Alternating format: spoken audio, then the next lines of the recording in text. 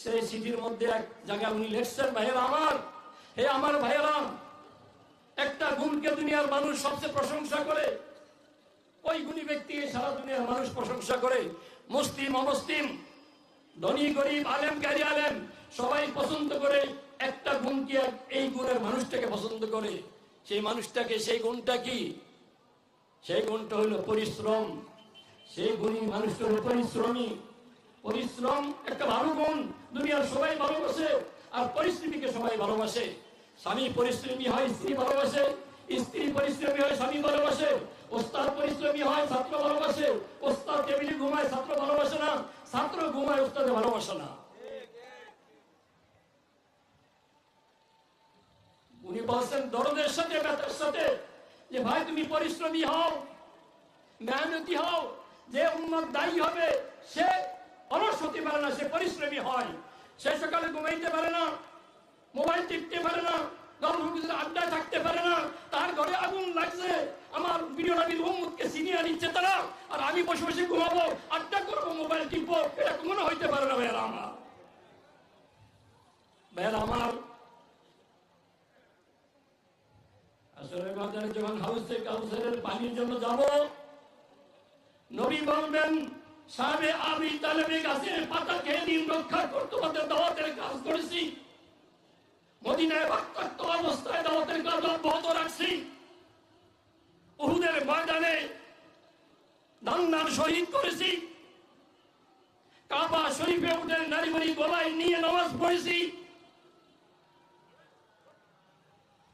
যেই মুহূর্ত যখন ফেরেশতা আসছে ওই ভারকে মিলিয়ে ধ্বংস করার জন্য, আমি রব্বে করিম, তারা ঈমান আনে নাই, হেদায়েত লাভ করে নাই, তাদের বংশ থেকে কোনো আমার উম্মত হবে, আসলে আমাদের উম্মত বেশি হবে, আমি গর্ববোধ করব। আল্লাহুম্মা ইহদি কওমি ফাইন্নাহুম লা ইয়ালামুন। হে আল্লাহ, এই জাতিকে হেফাজত করো, হেদায়েত করো। এই জাতি পথহারা জাতি, তাকে ঈমান দান করো। নবী দোয়া করছেন। সেই দাঁত ভাঙ্গা দিন আমার আমাদের কাছে রেখে গেছেন। আমাদের সামনে আমার সন্তান কাদিয়ানী হয়, আমাদের সামনে আমাদের সন্তান খ্রিস্টান হয়, আর আমরা ঘুম যাই আর আড্ডা করি, গল্প গুজব করি, মোবাইল চালাই। আমাদের দায়িত্বের জন্য হাসরের মাঠে হাউজে কাউসারের জন্য পানির জন্য যাই। তাহলে নবী বলবেন, সুকান সুকান লিমান গায়রা বাদি, আমার দ্বীনের হেফাজত করো না। আমি ইম্মত রেখে গেছি, কেমন ঈমান হলো, দাওয়াতের কাজ করো নাই, সেখানে হাউজে কাউসারে পানি মিলবে না, রওজার সামনে সালাম দেওয়া সম্ভব হবে না, নবীর কাতারে দেওয়া হামদের সাথে জান্নাতে যাওয়া সম্ভব হবে না। যদি হাউজে কাউসারে পানি পান করতে চাই, সাফাতে কোপে পেতে চাই, লেওয়ায় হামদের নিচে জান্নাতে যেতে চাই, তা প্রত্যেকটি উম্মত, প্রত্যেকটা ব্যক্তি দাওয়াতের কাজ করতে হবে। রাজি আছি তো ইনশাআল্লাহ? আল্লাহ তুমি তৌফিক দান করো। এই দাওয়াতের কাজের জন্য পরিশ্রমী হতে হবে। আর সবচেয়ে একটা গুণ, সারা পৃথিবীর মানুষ খারাপ যাবে, ওই ব্যক্তিকে খারাপ যাবে। সেই ব্যক্তিরা কে যাবেন? অলস। অলসকে কেউ ভালোবাসে না। অলস ওস্তাদকে ছাত্র ভালোবাসে না, অলস ছাত্রকে ওস্তাদ ভালোবাসে না, অলস ইমামকে মুসল্লি ভালোবাসে না, অলস কর্মচারীকে ফ্যাক্টরি মালিক ভালোবাসে না, অলস জনপ্রতিনিধিকে জনগণ ভালোবাসে না, অলসকে কেউ ভালোবাসে না, পরিশ্রমীকে সবাই ভালোবাসে। অলসতা ছাড়তে হবে। অলসতার পরিচয় সকালে ঘুম যায়, অলসতার পরিচয় বসে বসে মোবাইল টিপে, অলসতার পরিচয় লঞ্চে ইস্তেমারে সারাদিন মোবাইল টিপে, দাওয়াতের খবর নাই, নামাজের খবর নাই, আমলের খবর নাই, কানে রশি, পকেটের রশি। আগে রশি ছিল একটি খাম্বার মাথায়, এখন রশি চলে গেছে কানের ভিতরে। না সত্য কথা শুনে, না সত্য কথা বুঝে, অলস জীবন কেমন হয়। অলস ব্যক্তি সকালে বেশি ঘুমায়, অলস ব্যক্তি বৈশা বৈশা ঝিমায়। ভাইয়ের আমার, অলসতাকে জানতে হবে, পরিশ্রমী হতে হবে, প্রত্যেক উম্মত দায়ী হতে হবে।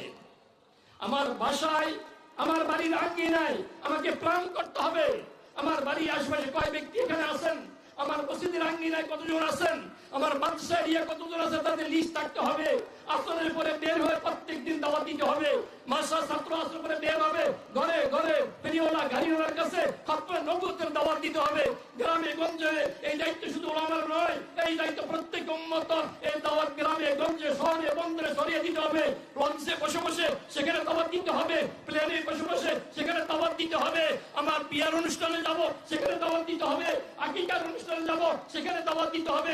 আমার মাথায় দাওয়াত থাকবে। আমি দায়ী উম্মত, যদি এভাবে দায়ী উম্মত হইতে পারি, নবীর সাথে হাউজে কাসরে পানি পান করে হাসতে হাসতে লাওয়ে হামদের পতাকা নিচে সাফাতে কোবরার মাধ্যমে জান্নাতে যাওয়ার ব্যবস্থা হবে। আল্লাহ রাব্বুল ইজ্জত গাজীপুরবাসীর সাথে একত্রতা পোষণ করে এই এলাকার প্রত্যেক ভাইকে আমি আহ্বান জানাই, আমরা যেন প্রত্যেক মৃত্যু পর্যন্ত দায়ী হই, মৃত্যুকে পর্যন্ত আমরা দাওয়াত দেই। আমরা শ্রেষ্ঠ নবীর উম্মত। দাওয়াত আমার পেশা, দাওয়াত আমার নেশা, দাওয়াত আমার কাজ। খাওয়া আমার কাজ নয়, বাড়িঘর করা আমার কাজ নয়, পথ প্রদীপী আমার কাজ নয়, দাওয়াত দেওয়া হলো আমার কাজ। আমার দাওয়াতের বিষয়বস্তু লা ইলাহা ইল্লাল্লাহ মুহাম্মাদুর। দাওয়াতের এরিয়া সারা বিশ্ব। দাওয়াতের সময় কতটুকু? তাবলীগী বলে আড়াই ঘন্টা না, 24 ঘন্টা দাওয়াতের ফিকির থাকবে। ঘুমের সময় দাওয়াতের ফিকির নিয়ে ঘুমাবো, বাথরুমে গিয়ে দাওয়াতের ফিকির করবো। হযরত ওমর ইবনে খাত্তাব বললেন, আনা উযিশু জাইশা ফিস সালাত, নামাজের মধ্যে আমি দাওয়াতের জমাত ঘটাই। নামাজের মধ্যে দাওয়াতের ফিকির থাকবে, বাথরুমে দাওয়াতের ফিকির থাকবে, তাহলে 24 ঘন্টা দাওয়াত হবে। হযরত নূহ আলাইহিস সালাম দাওয়াতু কওমি লাইলাম ওয়া নাহারা, 24 ঘন্টা দাওয়াত দিয়ে 9:30 সুযোগ হয়েছে। আর আমরা আড়াই ঘন্টা দাওয়াত দিলে হবে না, 24 ঘন্টা দাওয়াতের ফিকির রাখতে হবে। আলহামদুলিল্লাহ আমাদের মাঝে উপস্থিত হয়েছেন, হুজুর বলছেন আমি কথা বলার জন্য আমাদের বাংলাদেশের বেফাকুল মাদ্রাসা আরবিয়ার সম্মানিত মহাসচিব শাইখুল হাদিস, আমাদের জাতির তৃতীয় সন্তান রাহাবর। পোস্টারে নাম নেই, দাওয়াত নেই। এই উম্মতের ব্যথা নিয়ে, তাওহীদের ব্যথা নিয়ে, রিসালাতের ব্যথা নিয়ে নিজে চলে আসছেন। আমরা ওনার কথা শুনবো। আল্লাহ তাআলা ওনাকে হায়াতে প্রদান করেন। এলাকাবাসীকে ঐক্যবদ্ধ হয়ে দাওয়াতের কাজকে সামনে এগিয়ে নেওয়ার আল্লাহ তাআলা তৌফিক দান করেন। আগামী 15 নভেম্বর এই এলাকার একজনও বালক পুরুষ বাড়ি থাকবে না, সবাইকে নিয়ে আমরা সরোয়ারদের হাজির হব নবীর মহব্বতে। আল্লাহ তাআলা তৌফিক দান করেন। সংগ্রামী তাওহীদি জনতা, আপনারা জানেন আগামী 15 নভেম্বর ঐতিহাসিক সরোয়ারদী উদ্যানে খতমে নবুয়ত মহাসম্মেলন অনুষ্ঠিত হবে। উক্ত সম্মেলনকে সফল করার লক্ষ্যে আজকে গাজীপুরে ওলামায়ে কেরামের নেতৃত্বে সম্মেলন অনুষ্ঠিত হতে যাচ্ছে। সংগ্রামী সাথী ও বন্ধুরা আমার, এ পর্যায়ে আপনাদের সামনে গুরুত্বপূর্ণ বক্তব্য নিয়ে আসছেন শাইখুল হাদিস ইবনে শাইখুল হাদিস বেফাকুল মাদারিসিল আরবিয়া বাংলাদেশের সম্মানিত মহাসচিব, জামিয়া রহমানিয়া ঢাকার সম্মানিত প্রধান মহাপরিচালক, আমাদের সকলের অত্যন্ত সম্মানিত ব্যক্তিত্ব, এদেশের শীর্ষ আলেম দ্বীন। সংগ্রামী সাথী ও বন্ধুরা আমার, আপনারা জেনে খুশি হবেন আমরা আজকের প্রোগ্রামে যে পোস্টার করেছি, এই পোস্টারের মধ্যে কিন্তু আমাদের আজকের এই যিনি অতিথি, এত বড় ব্যক্তিত্ব, বেফাকের মতো এত বড় প্রতিষ্ঠানের মহাসচিব আল্লামা মাহফুজুল হকের নাম কিন্তু এই পোস্টারের মধ্যে, হ্যান্ডবিলের মধ্যে নাই। কথা ঠিক কিনা ভাইয়ের আমার? আমরা মাত্র 2 দিনের ব্যবধানে গত 5 দিন ভাইকে আমরা দাওয়াত দিয়েছি। ভাইকে আমরা বলেছি, ভাই আমরা গাজীপুরে প্রোগ্রাম করতে যাচ্ছি খতমে নবুয়তের। আগে আপনাকে দাওয়াত দিতে পারি নাই, আজকে আপনাকে দাওয়াত দিচ্ছি। আমাদের প্রোগ্রামে আপনি শরীক থাকবেন ইনশাআল্লাহ। আমরা লক্ষ্য করেছি ভাই উদারতা, আমাদের নেতা উদারতা, আমাদের আকাবেরদের যে উদারতা ছিল, সেই আকাবেরদের উত্তম নমুনা হচ্ছে আমাদের মাহফুজুল হক। কথা ঠিক কিনা? আমরা ভাইয়ের শুকরিয়া কোনোভাবে আদায় করতে পারবো না। আজকে এই গাজীপুরের সম্মেলনের পক্ষ থেকে আমরা তার প্রতি চিরকৃতজ্ঞতা প্রকাশ করছি। আমাদের মতো ছোট মানুষের সামান্য একদিনের দাওয়াতের বদলায় মাহফুজুল হক সাহেব আমাদের মঞ্চে উপস্থিত হয়েছেন, আমাদের সামনে একটু বর্ণনা বয়ান করবেন। আমরা আবারও তার প্রতি কৃতজ্ঞতা জানিয়ে আমরা আজকে ভাইকে বক্তব্য দেওয়ার অনুরোধ করছি। আমি 2টা স্লোগান দিব, আমার সাথে আপনারা স্লোগান দেবেন। নারায়ে তাকবীর, নারায়ে তাকবীর, কাদিয়ানীদের মুসলিম ঘোষণা করতে হবে। কাদিয়ানীদের রাস্তা না, গাজীপুরে হবে না। কাদিয়ানীদের রাস্তা না,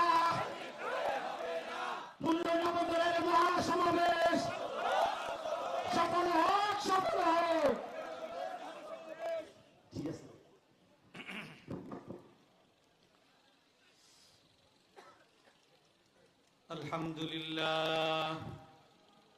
الحمد لله نحمده ونستعينه ونستغفره ونؤمن به ونتوكل عليه ونعوذ بالله من شرور أنفسنا ومن سيئات أعمالنا من يهده الله فلا مضل له ومن يضلل فلا هادي له